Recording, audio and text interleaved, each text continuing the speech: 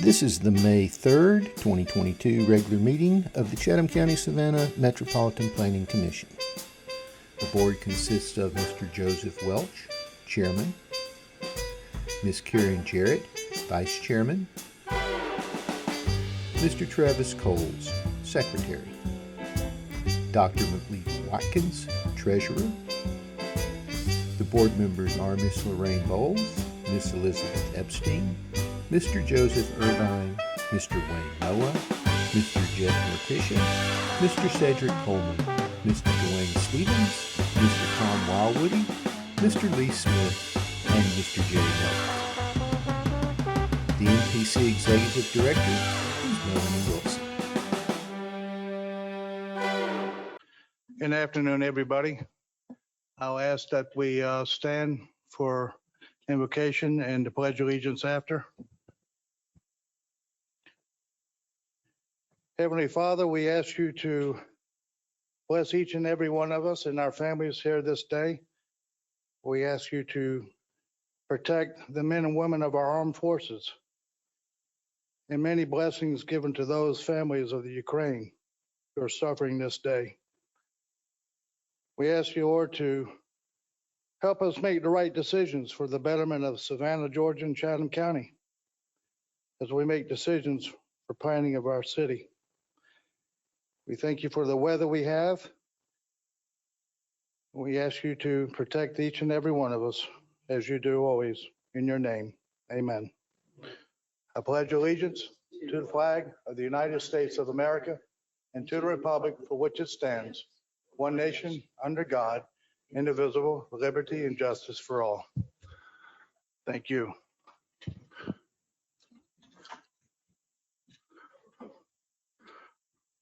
I guess I should hit the gavel. This meeting's begun. All right, for May 3rd, 2022, regular meeting of the Chatham County Savannah Metropolitan Commission. The agenda is broken down into several parts. First, notices, proclamations, and acknowledgements. Next, the consent agenda, which consists of items for which the applicant is in agreement with the staff recommendation and there are no known objections. This will be followed by regular business, old business, and adjournment. For each agenda item on regular business, the staff will make a presentation. The staff presentation will be followed by a presentation by the petitioner should they elect to do so. The petition will be allotted a time frame of no more than 20 minutes. The board may then ask questions of the petitioner or staff for clarification. Afterwards, the floor will be open for public comment. If you wish to comment on the item that the board is considering at the time, please use raise your hand feature on your screen for those who are at home joining our meeting today. Do not use the feature until the item you want to comment on is being considered. At the appropriate time, you will be recognized and staff will unmute your microphone. At the end of your allotted time, as determined by the chair, your microphone will be muted and the chair will recognize the next speaker. The total public comment time will be equivalent to the petitioner's presentation time. Therefore, it's important that you use the raise your hand feature on your computer during the hearing on that item if you want to speak on the petition. Once the floor is closed for public comment on a petition, no additional public speakers will be allowed. If you're not certain you want to speak, still use the raise your hand feature on your computer. You will have the option to decline when your name is called. After public comment, the petitioner will have the opportunity for rebuttal and then additionally the questions by the board. Finally, the board will take action. And thank you all for being here today. So we'll start with the approval of the agenda. Cole's motion. No, it's second. We'll do a verbal vote. All in favor? Aye. Anyone opposed?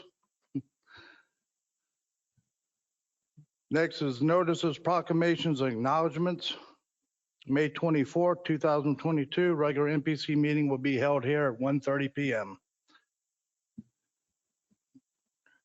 Next, we have items requested to be removed from the final agenda. I'll just read through all of them and we'll vote.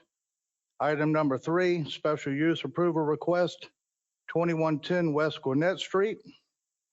Rezoning request, 5659 Ageechee Road. Rezoning request at 241 Broadwater Lane. Rezoning map amendment, Dillon Street. And rezoning map amendment, item number 7, Fort Argyle Road. Is there anybody here in the audience on these, any one of these items? Okay. I need a verbal vote. Coles make the motion to remove items 3 through 7. Noah second. All in favor? Aye. Anyone opposed? Okay. There are no items requested to be withdrawn. We now go to the consent agenda. Approval of the April 12th, 2022 briefing regular meeting minutes. Need a motion? Coles make motion to approve. Noah second. All in favor? Aye. Anyone opposed? Thank you. There's no old business, so we'll go straight to regular business. Item number 9, special use. 2805 Bull Street, a special use request for a bar and tavern.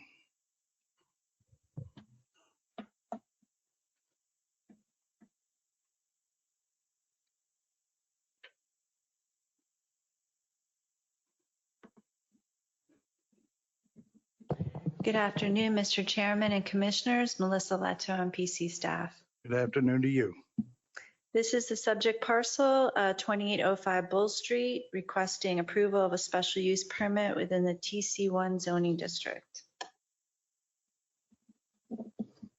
The special use request is for an existing building to operate as a bar tavern use. The applicant proposes to offer wine and beer options with a prepared light food menu. In addition, the applicant is proposing a packaged wine sale area within the interior space. Subject parcel is located on the west side of Bull Street, south of Victory Drive. The parcel is 4,356 square feet in lot area, and there is a one-story building that was built there. The most recent establishment at 2805 Bull Street was the Canine Palace, a retail store for dog food and accessories. And to note, on Thursday, February 10th, 2022, City Council approved a text amendment to include the building into the historic buildings map of Section 7.11, Streetcar Historic Overlay District, as well as the contributing resources map.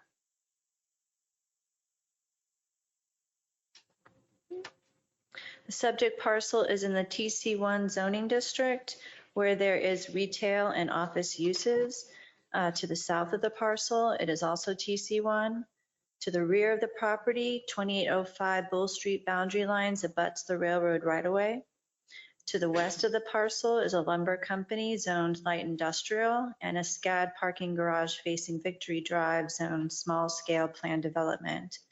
To the north is a restaurant, 520 Wings, located in the TC2 zoning district. And to the east is a residential single family with single family dwellings. And that is the Ardsley Park neighborhood.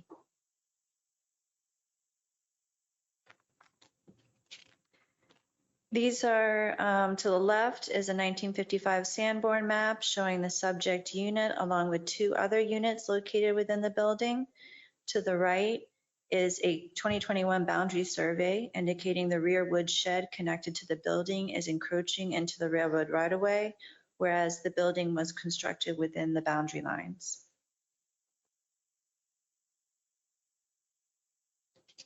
These are the proposed drawings for the interior of the proposed wine bar and proposed facade changes.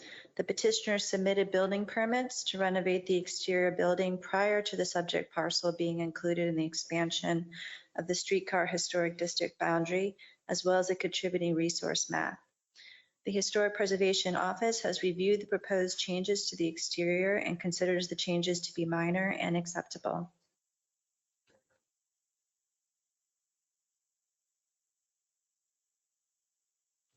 The future land use map designates the subject property as traditional commercial.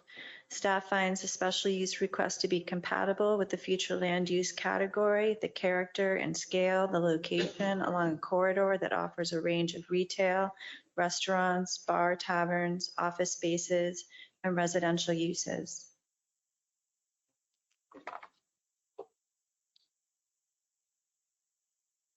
This is a section of a City of Savannah zoning verification letter regarding 2805 Bull Street on April 21st, 2022, suggesting parking requirements, stating that under Article 9, Section 9.37D, the subject is within the parking reduction. The property contains 2,595 square feet in floor area. The property shall not be required to provide vehicle parking spaces for the first 3,000 square feet of non-residential uses. And the amended historic district boundary map, which will be coming to MPC next month, will include this property, and thus it will be included in the parking reductions. Regarding trash, the applicant is proposing to utilize the city's 24 by 24 inch rolling trash bins. The applicant is proposing the location of the 2 trash bins within this cutout, which does not encroach into the boundary lines. However, if there is a need for additional trash, there is use here to add at least 1 to there. And they are also proposing to demolish the wood shed so that there will be no further encroachment into the railroad right-of-way. They will just need to time their movement of the trash cans on front of Bull Street for trash pickup. That does not interfere with the railroad.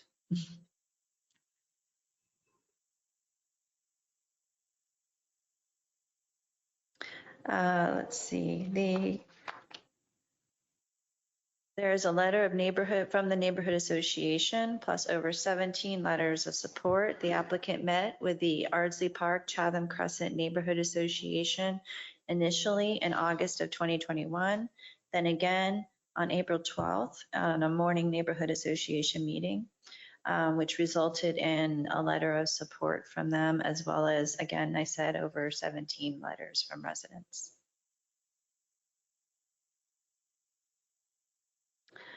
The applicant is proposing the following operational hours: Tuesday through Thursday, 4 to 10, Friday through Saturday, 12 till 11 p.m., Sunday, 12 p.m. to 8 p.m., with Monday being closed.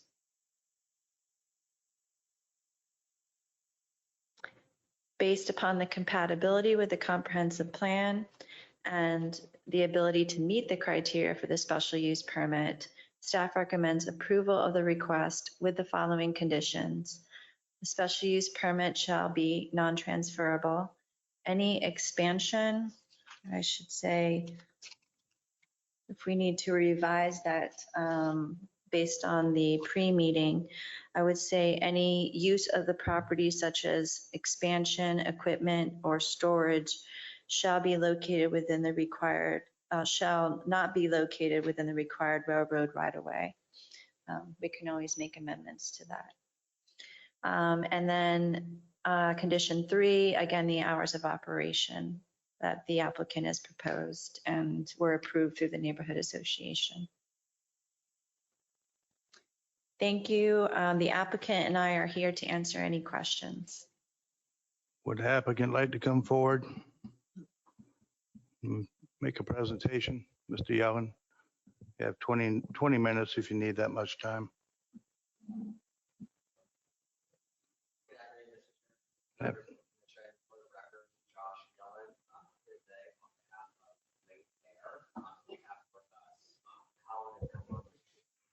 Of Late Air, who look forward to opening their business. And so I do want to pull up the staff report. Just very quickly. show some of the changes that have been made to the structure even prior to this user coming in. And I think part of what we want to express today is that the owners and operators, along with the landlords, are all trying to do good by the adjacent residences and good by the neighborhood. With the previous operations of Canine Palace, there was also a barber shop and I believe another location next door. All trash bins were stored on the street. They were there permanently, as far as I can tell. I live very close by, and the operators would simply put their trash there, never moving the bins. We are proposing to relocate the bins to the rear of the building, only wheeling them out as necessary, which we think is an improvement. Also, as some of you may care about, this billboard is no longer there. It has been demolished. It is gone. We no longer have that massive advertisement for Checkers right on the corner of Bull and Victory. We do agree with all of the staff recommendations for the hours of operation. Regarding the encroachments in the railroad right-of-way, I heard the conversations in the pre-meeting. Because we are now included within the Mid-City District, any alterations that we make to the building would require a COA, and we'd be back before Historic Preservation Commission if we expanded or added an accessory structure, or even if we added fencing. So I'm confident that that condition can be met and that with any new change, we'd be going before the appropriate authorities for approval. And so we are happy to answer any questions that you all might have, but we do respectfully request approval of this item. Thank you. Thank you, sir. Any questions for Mr. Yellen or staff by commissioners? Is there anybody online? Any commissioner online? No? Okay, that's easy enough. Is anybody in the audience wishes to speak on this item? Nope. Then I'll look for a motion. Coles, make the motion to approve the special use permit for 2805 Bull Street. Elder second. Who was second? Mr. Elder? Thank you. I will go to a vote. Is Laureen Bowles? Not here. Mr. Coleman? Yes. Mr. Coles? Yes. Mrs. Elizabeth Epstein? Yes. Mr. Joseph Irvin? Yes. Ms. Karen Jarrett? Yes. Mr. Jay Melder? Yes. Mr. Wayne Noah? Yes. Mr. Jeff Notrika? Yes. Mr. Lee Smith? Yes. Mr. Dwayne Stevens? Yes. Dr. Malik Watkins? Not here. And Mr. Tom Woodwarding? Yes. And Mr. Welch, yes. Motion passes. Good luck in your new venture. Next, we go to item number 10. Special use, 11 East 40th Street. Yes, sir. Thank you, Mr. Chairman. Nirav Gandhi here. Sir. Just a moment.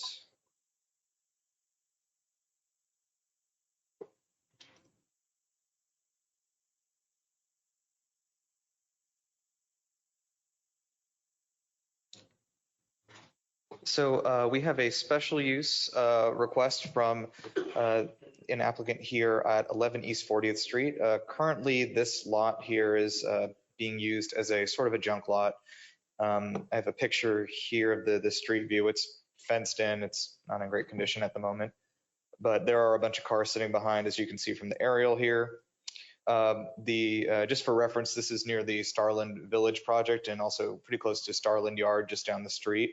The proposal is for this to be used as a remote overflow parking lot for the Starland Village project with the upcoming residences there.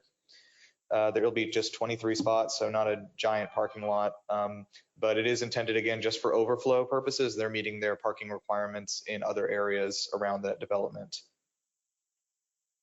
Let's see here. One thing I do want to point out is that this is, of course, in the Streetcar Historic District. We confirmed that parking lot does not have any special requirements as far as historic preservation goes. However, if they do want to erect a fence or put up a sign, that will have to go through the HPC review process, most likely a staff review. Nothing else much to point out. This is a TC1 district intended for mixed use, which would of course include a parking lot. They are proposing to, I spoke to the applicant last week, and they were proposing to put a gate on there. This would be intended for private use only, of course, by the residents of Starland Village or their guests. So this is not going to turn into like a public parking lot, $20 an hour thing. Yeah, I think that's probably all of it. We're recommending approval. We don't have any special conditions on this. And again, this is just a special use request, not a rezoning or anything like that. The only comment I got from the public was a call last week from someone concerned about adding a new public commercial lot there. They left a message for me. I called and left a message telling them that this was a private lot, not going to be for public use, and I did not get a call back from them, so I hope they were satisfied. Okay. Is the petitioner here? Yes. See, Mr. If you'd like to come forward, sir, and any comments, you have 20 minutes if need be. Yes, sir. Thank you. I'll try to take less than that.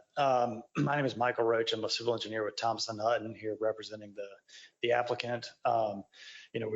With the existing lot being currently a junkyard, definitely feel like this is an improvement over that use. With also having a remote parking lot directly across the street, definitely feels like it's an appropriate use for this area.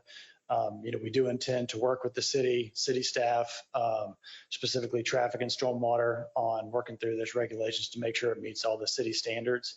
But that's pretty much all I've got. If you guys have any questions, I'm definitely here to answer anything. Any questions for staff or petitioner from commissioners?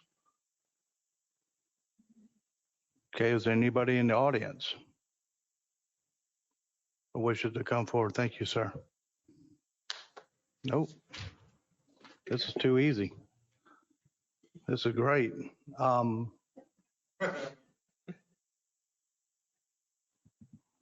heard that. Okay, then I'm going to look for a motion. Call is motion to approve the special use for 11 East 40th Street. Melder, second. Thank you, sir. We'll go to a vote. Mr. Cedric Coleman, Yes. Mr. Travis Coles. Yes. Ms. Elizabeth Epstein, Yes. Mr. Joseph Urban, Yes. Ms. Karen Jarrett, Yes. Mr. Jay Melder, Yes. Mr. Wayne Noah, Yes. Mr. Jeff Notrica, Yes. Mr. Lee Smith, Yes. Mr. Dwayne Stevens, Yes. Mr. Tom Woodward, Yes. and Mr. Welch, yes. Motion passes. Thank you, For cleaning Commissioners. up the lot.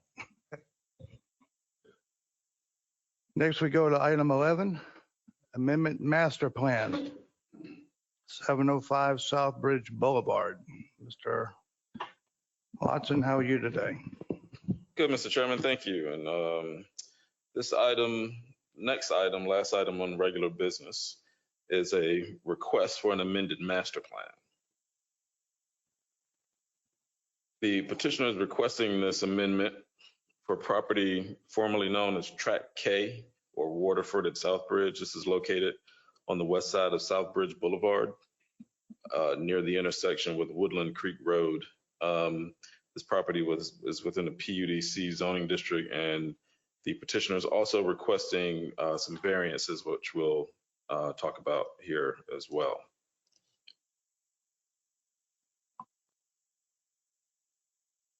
This is an aerial image of the subject property.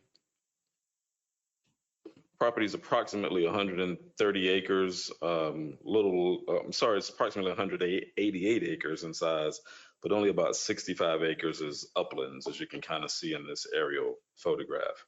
This is Southbridge Boulevard here, and the subject property would be accessed from an existing easement where a road would be created to access the upland area of the subject property.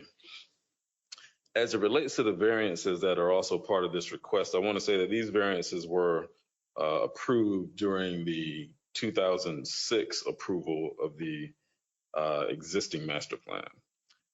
Those variances included a 5-foot front yard setback variance from the 25-foot requirement, a 5-foot rear yard setback variance from the 25-foot requirement, a 10-foot right-of-way width variance for the proposed internal roads, and a variance to provide sidewalk only on one side of the primary entrance road. And we'll go into some more discussion about those particular variances. The petitioner is requesting that those variances be carried over to any amendment that may be made by this board. As I mentioned this in the pre-meeting, the site was a part of the Berwick Plantation Master Plan and is legally part of Berwick Plantation. The original allocation for dwelling units for the property we're looking at here today, back in 2004 when this was approved, was 440 residential units. And that included a mixture of single family and townhomes as well.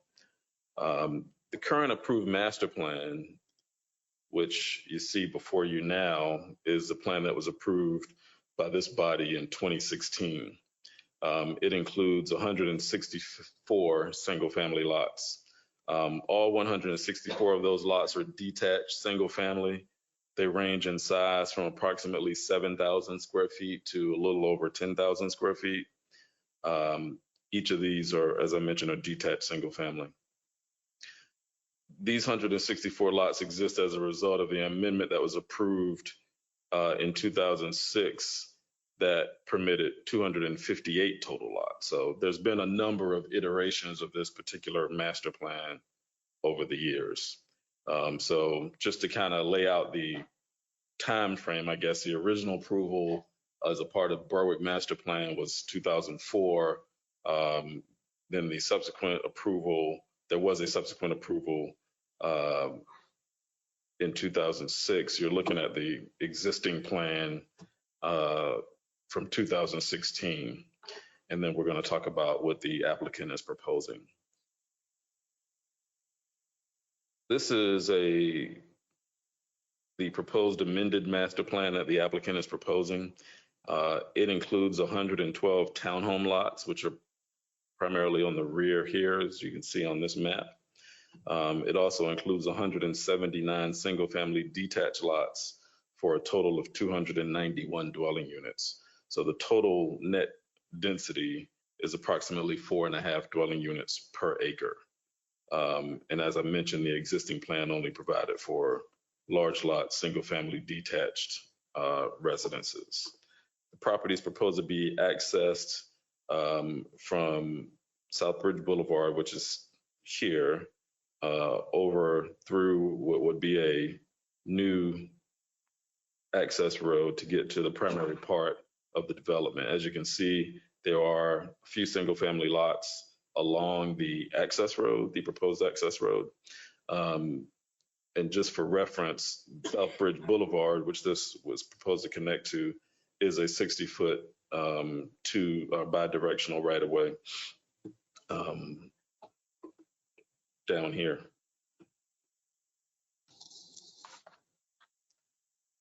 Going back to the requested variances, the applicant requests that the variances that were previously approved be transferred over. The issue of the proposed front yard and rear yard setback variances, the intent at the time this was previously approved in terms of those variances was to be able to articulate, if you will, the residential structures on each lot, so as to not have one necessarily regimented line of homes on each street, each of the internal streets that are within the primary part of the development. Staff and the MPC found at that time that was appropriate and approved that request. Also, as it relates to the sidewalk along the internal access road, the applicant proposed at that time and are requesting now that only one side of the street be required to provide sidewalk. That's not typical. We typically would require sidewalk on both sides. But in review of that request, there could be justification based on the few number of residential lots that are accessed by this road, as well as the decrease in overall impervious area that would be allowed if we only had sidewalk on one side of the road. A very valid point that was brought up by Mr. Coleman in the pre-meeting is that if the board does move to consider sidewalk only on one side of the road, it might be beneficial to increase the width of that sidewalk to allow it to serve as more of a multi-purpose path for both walkers and bikers, et cetera. And I've had that conversation with the applicant, and they're amenable to that.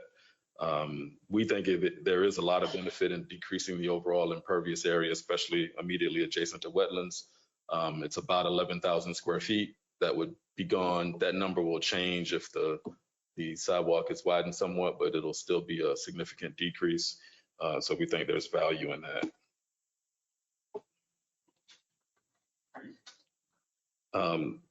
With that, the staff is recommending approval of the amended master plan, the associated variances as outlined in the staff report.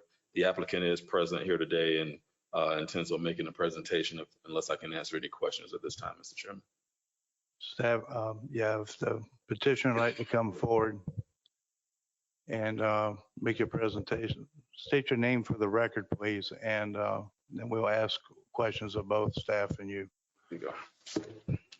Good afternoon, Mr. Chairman, commissioners, staff. My name is Ben Simpson. I represent St. Burke, who is the development manager that's been engaged for this project. I'm co-presenting today with my colleague, Tyler Johnson, and thank you for the opportunity to present our amended master plan proposal to you today for what we call the Waterford community, also known as Tract K within Berwick Plantation.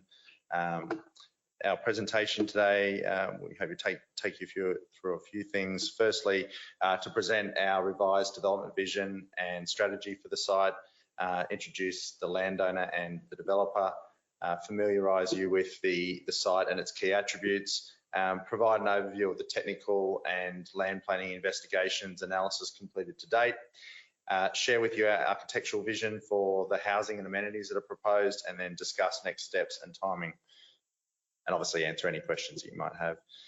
By way of introduction, as I mentioned, I represent St. Burke. We're the development manager for the project. We've been engaged by the landowner Millennium. St. Burke is an Atlanta-based asset management and property development firm. We have a number of assets across the southeast under management and development, and we've been engaged by Millennium since mid last year to work on all of their projects. Millennium is a rapidly growing real estate development firm with a vision to become America's largest independent residential community developer. This is the first of the sites that they've acquired over the last 12 to 18 months, and they're very excited by the opportunity that the site presents. The current status is that it was acquired in December 2021, and since that time there's been various site visits, due diligence investigations completed. We've engaged with the MPC to discuss our proposal and all of the zoning parameters. We believe we've ensured that it meets all of the code and zoning requirements. We have reviewed the Southbridge HOA architectural review guidelines and ensured that the proposal aligns with those guidelines and the character and intent of the guidelines and the existing community. We've held a meeting with the Southbridge HOA. We've had various conversations with them, representatives of the HOA, to share with them the proposal and invited comment from them. We've also engaged with the Chatham County Engineering Department to introduce the project and to introduce our consultant team.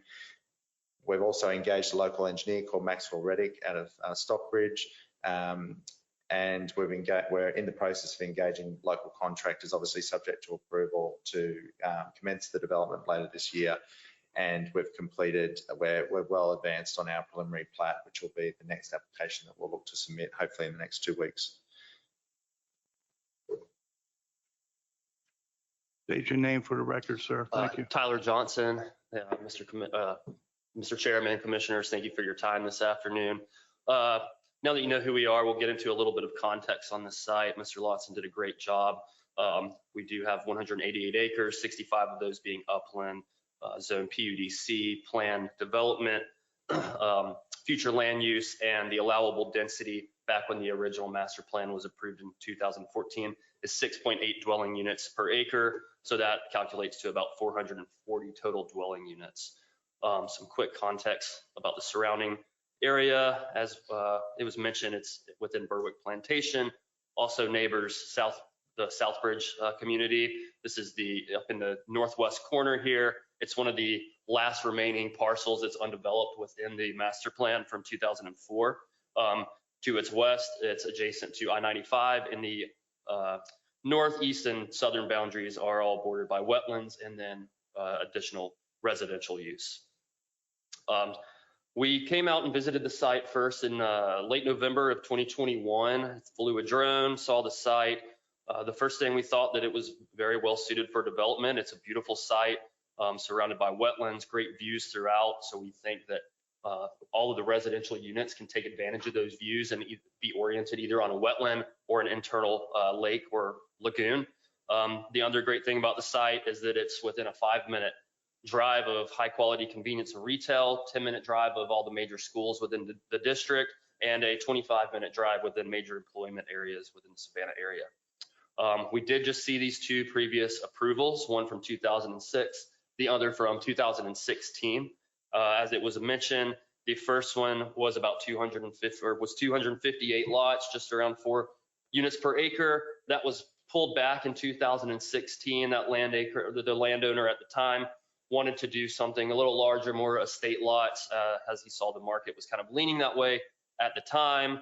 So he pulled back and took away the townhomes and went with 164 lots over 4 different lot types to have a density of about 2.5 acres, or 2.5 dwelling units per acre. In December of 2021, St. Burke was engaged to run a number of density studies, plan concepts, new site plans for the site to see what was achievable on site, what we wanted to potentially do moving forward. We looked at the previous approvals, studied those, incorporated some new roadways, new layouts, over about 15 different concepts. And ultimately we came up with what is proposed here today. As you may notice, this is very similar to the 2006 plan. And the reason why is that that plan was simply very efficient. It allowed for the volume needed from a stormwater management standpoint. The roadways were efficient, so we did want to go back to that. We also readopted some similar lot types with the 50 and 60 foot wide lots, and then reintroduced the townhomes. So as you can see here, we're at 212 townhomes, 104 50 foot wide lots, and 60 foot wide lots for a total of 291. That brings us to a density of about 4.5. So well under the 6.8 that's allowed for this site. Some buffers. The code requires a 25-foot buffer adjacent to any wetland. Our proposal that will be, as we move into more detailed drawings, we'll be proposing a 30-foot buffer along this wetland just to add more vegetation between the built development and the wetland itself. Another buffer that's required along I-95 is 50 foot. We are incorporating that. In addition to that, you've already got out on site about 200 feet of vegetated right of way with a large berm. There are mature pines throughout that whole corridor. So you're looking at about 250 feet of vegetative buffer that will be between those townhomes and the pavement of I-95. It was brought up, the sidewalks. We intend to have 2 sidewalks throughout the interior of the community, and we're asking for the variance approval of the single sidewalk on the entry road. We are happy to expand that from a typical 5 to 6 foot sidewalk up to an 8 or so foot sidewalk with an intended use of a multi-use path.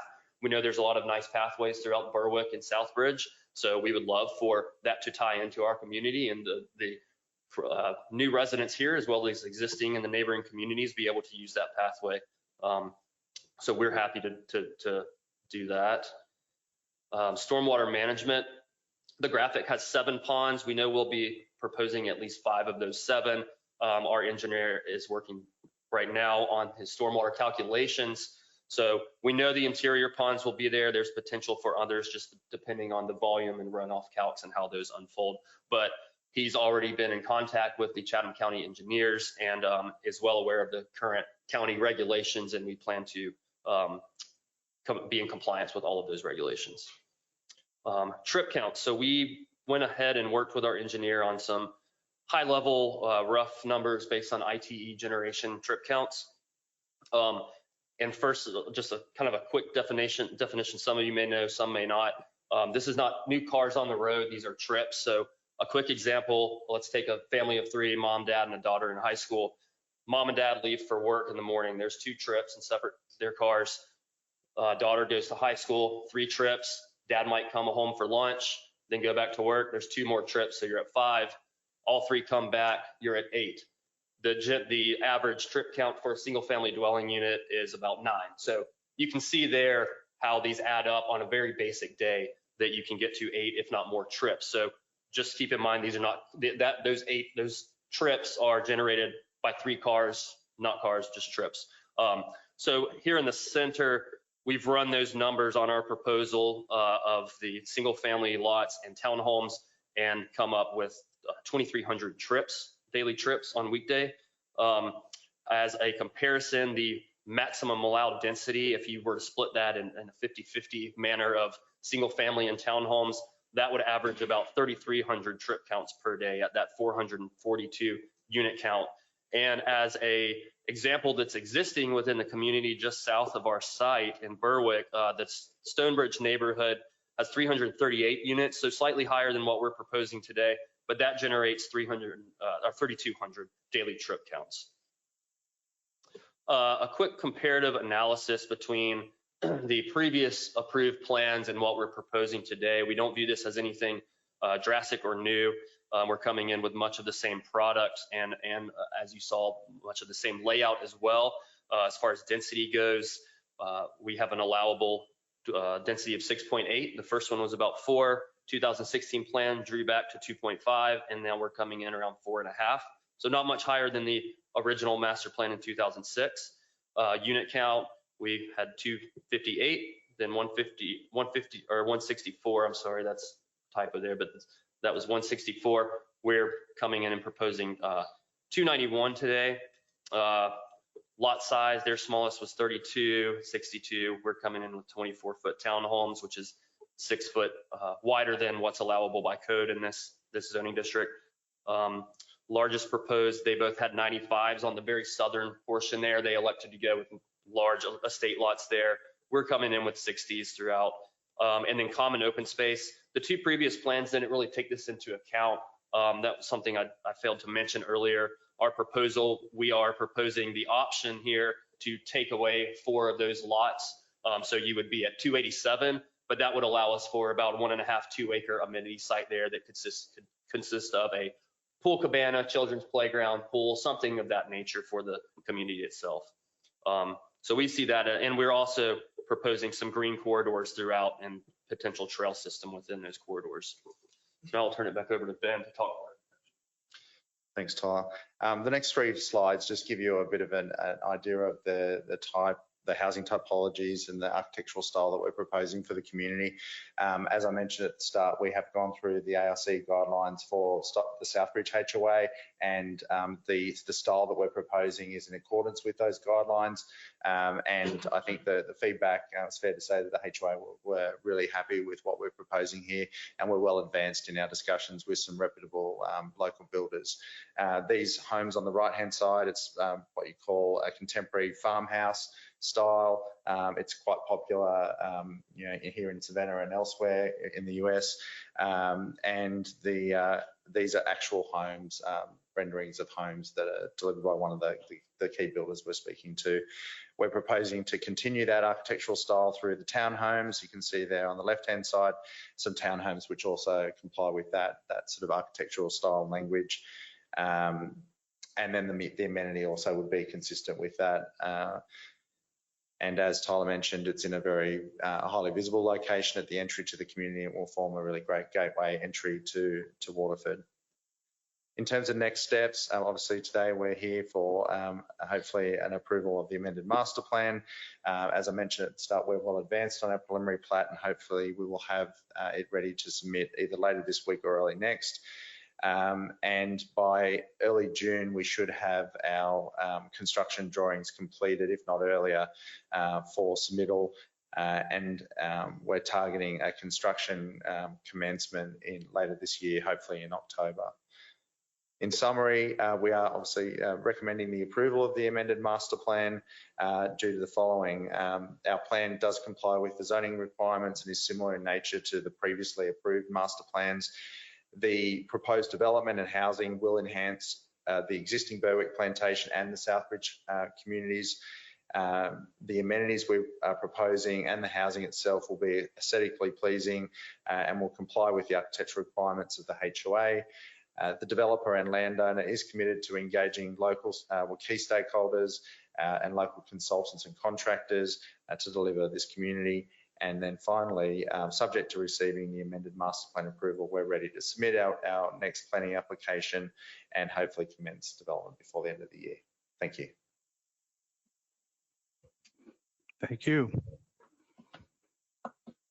All right, any questions for commissioners to petitioner or staff? Mr. Wayne Noah, This can be for state either your name for the record, okay, guys? Thank you.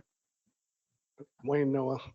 This could be for staff or for the petitioner. The previously approved plan in 2016, how wide were the internal right-of-ways?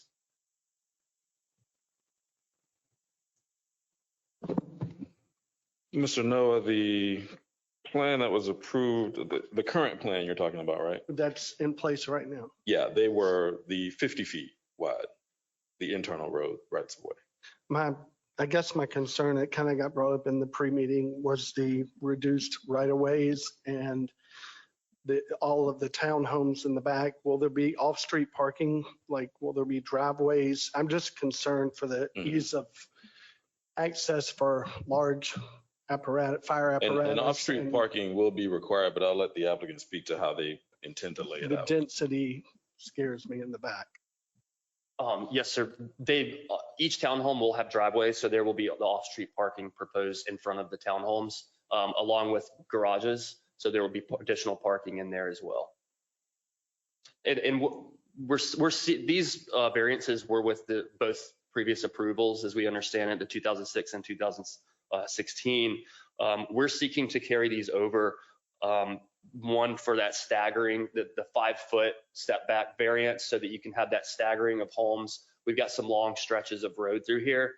So we see that as a benefit as you're driving, to not have this long plane of architecture, but you can have some more fun and creative visioning with the facades. So to do that, the 50-foot right of way is needed. Otherwise, if you have that 60, it eats into that where you could stagger within the lot. So we're just seeking to carry that over and take advantage of that on this site as well. Ms. Jarrett? Karen Jarrett here.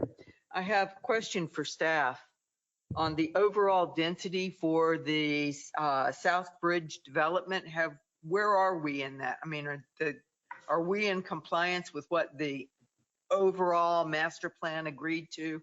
We are in particular segment. We are in compliance with the overall density for both Berwick and Southbridge. So as plans come in, individual developments, those individual developments have to meet the density, based on those parcel areas.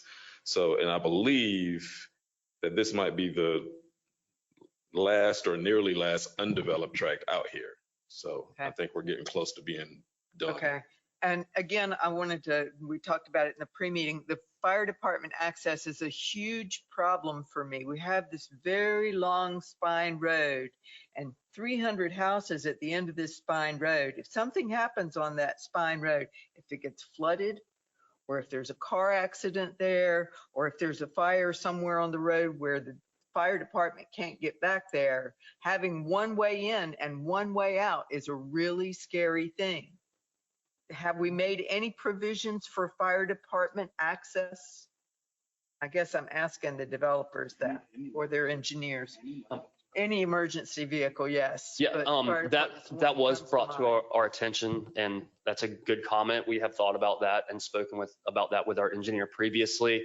I don't know if I mentioned or not when I was on the trip count page, but we've already started, we've engaged our engineer to run trip counts, but within that, we're going to have him look at emergency access as well. We have a permit in place to work through that wetland, but that varies throughout and varying widths. So I think there's a few ways we can get creative and have bump outs or different ways to allow emergency access in a If wider there's a crash fashion on through the there. road, there won't be a way to get to the bump I'm out. sorry.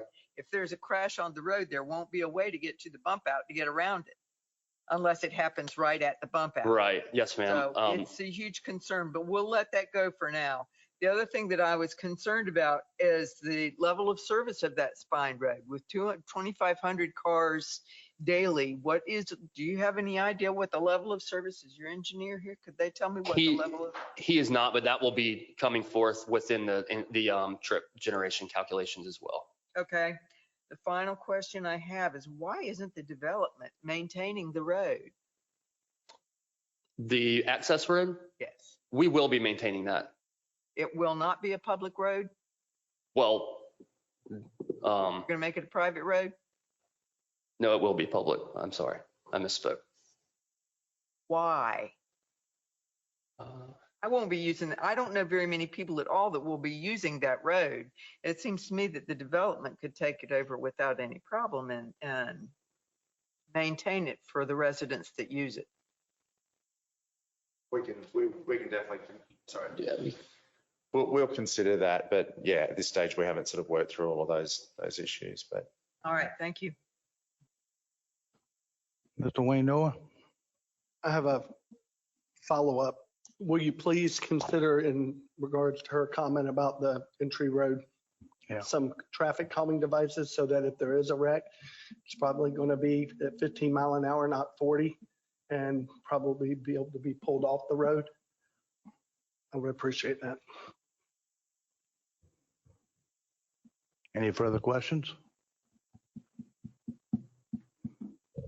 Okay, is there anybody in the audience wish to speak on this project? Nobody on the computer? Okay. Mr. Coleman? No. Okay. Any further discussion? I'll look for a motion then. Coles make the motion to approve the amended master plan for 705 Southbridge Boulevard to include a widening of the sidewalk on the main arterial road. Coleman second. Okay. Mr. Coleman, how do you vote? Yes. Mr. Coles? Yes. Mrs. Elizabeth Epstein? Yes. Mr. Joseph Urban? Yes. Ms. Karen Jarrett? No. Mr. Jay Melder, excuse me. Yes. Mr. Wayne Noah? Yes. Mr. Jeff Notrika? Yes. Mr. Lee Smith? Yes. Mr. Dwayne Stevens? Yes. Mr. Tom Woodward? Yes. And Mr. Welch, yes. Motion passes. We'll see you back here.